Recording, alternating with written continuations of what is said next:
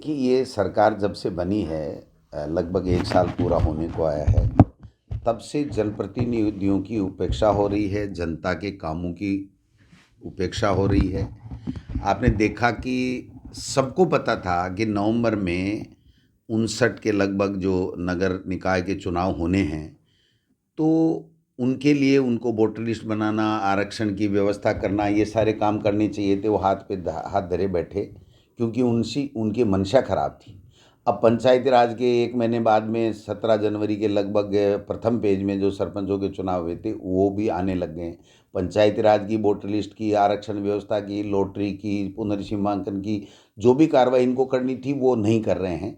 इसका मायना साफ है कि ये प्रशासक लगा करके पंचायती राज और नगर निकाय के चुनाव, जिससे शहरों और गांवों का विकास होता है, उससे जनप्रतिनिधियों के अधिकारों से उनको वंचित करना चाहते हैं।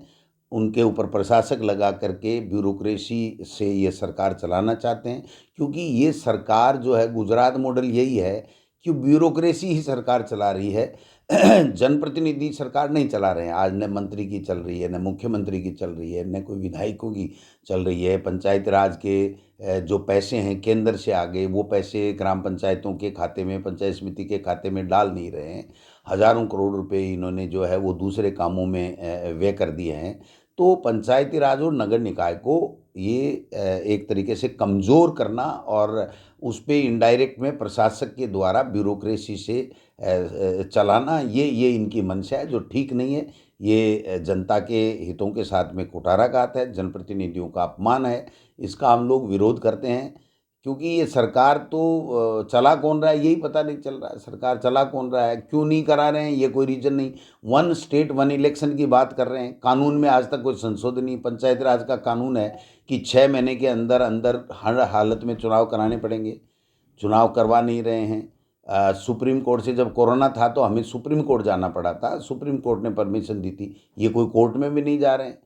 तो ये तो हाथ पे हाथ धरे बैठे हैं कि साहब जो है वो हमको तो जनप्रतिनिधि पंचायत राज और नगर निकाय में नहीं चाहिए। ये चलने वाली बात नहीं है, ये ठीक बात नहीं है। ये लोकतंत्र के, प्रजातंत्र के खिलाफ है, जिसका कांग्रेस पार्टी विरोध करेगी। सर, उपचुनाव को लेकर के अब चर्चा आ रही है कि कांग्रेस संगठन में बदलाव होने की जो चर्चा चल रही है, उसको लेकर क्या कहें? देखिए, जो नीचे मंडल स्तर के ऊपर, ब्लॉक लेवल के ऊपर जो हमारे पद खाली हैं, उनको हम भरने की प्रक्रिया हमारी शुरू हो चुकी है। हम जल्दी से जल्दी उसको पूरा का पूरा, चाहे वो प्रकोष्ठ हों, चाहे वो डिपार्टमेंट हों, चाहे वो मंडल की कार्यकारिणी बनाने की बात हो, चाहे बूथ अध्यक्ष और उसकी कार्यकारिणी की बनाने की बात हो, या प्रदेश कांग्रेस कमेटी में जो लोग पदों पे हैं लेकिन जो निष्क्रिय हो चुके हैं, उनकी जगह हमें दूसरे लोगों को, जो अच्छे एक्टिव लोग हैं, उनको मौका देने की बात हो। ये सतत प्रक्रिया चल रही है और इसमें जल्दी आपको परिवर्तन देखने को मिलेगा कि जहाँ जहाँ भी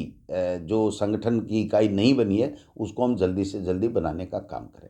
बात करें उपचुनाव में किरोड़ी लाल के भाई की जो हार हुई है, उसके बाद में वो भी लगातार पार्टी के खिलाफ जो ट्वीट कर रहे हैं अपनी पार्टी के खिलाफ, तो उसको लेकर के वो तो देखो, ये बीजेपी में कोई ज़्यादा अच्छा नहीं चल रहा है, न सरकार में चल रहा है, न संगठन में चल रहा है। तो वो तो उनको देखना है कि वो किस तरीके से क्या स्टैंड लेते हैं। तो परसों मंत्रिमंडल की बैठक थी, किरोड़ी लाल जी नहीं पहुंचे, तो ये तो बीजेपी को जवाब देना चाहिए ना।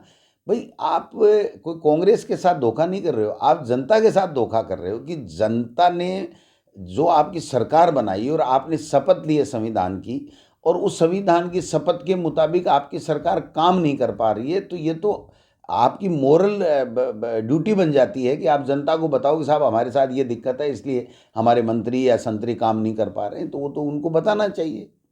बात करें मोहन भागवत ने जो है 3 बच्चों का जो दिया है बयान, उसको लेकर क्या कहेंगे? हिंदुओं को 3 बच्चे कम से कम करने चाहिए। मोहन भागवत ने तो ये भी कहा है कि राम मंदिर के अलावा ये रोज़ाना की रोज़ाना मस्जिदों में शिवलिंग ढूंढने की बातें कर रहे हैं, ये बहुत गलत है। हर धर्म का सम्मान करना चाहिए, और ये जो चीज़ें हैं, ये बहुत गलत हैं। इस देश में अराजकता फैलाने वाली है, नफरत फैलाने वाले, उनको नहीं करना चाहिए। तो उनकी बात को, उसको बात को भी बीजेपी नहीं मान रही है। तो इससे बड़ा दुर्भाग्य क्या हो सकता है? जो आरएसएस जिसके कंधों पे बैठ करके सवारी कर करके सत्ता तक पहुँचे हैं, वो मोहन भागवत की बात को भी नहीं मान रहे। अंतिम सवाल, राजस्थान सरकार धर्मांतरण का कानून ला रही है, उसको लेकर क्या कहेंगे? देखिए, ये पहले भी लाए थे, ये पास नहीं होगा कानून। कोई भी ये हर चीज़ के लिए कानून पहले से मौजूद है, संविधान में व्यवस्था है, कानून भी मौजूद है, लेकिन वो नहीं करके सिर्फ जो जनता के मुद्दे हैं उनको ये मतलब उनका ध्यान डाइवर्ट करने के लिए इस तरीके की चीज़ें लाते। वसुंधरा जी थी तब भी लाई थी इस तरह का कानून, फिर उसका क्या हस्न हुआ साहब। और उसके बाद में अब दोबारा वो मुद्दे को पुनर्जीवित करके और केवल हिंदू मुस्लिम कर करके अपनी राजनीतिक रोटियां सेक रहे हैं। कब तक सेकेंगे? जब राजस्थान की विधानसभा में आएगा वो कानून और उसमें क्या क्या वो करने जा रहे हैं, जब चीज़ आएगी तो हम वहाँ पर अपनी बात रखेंगे।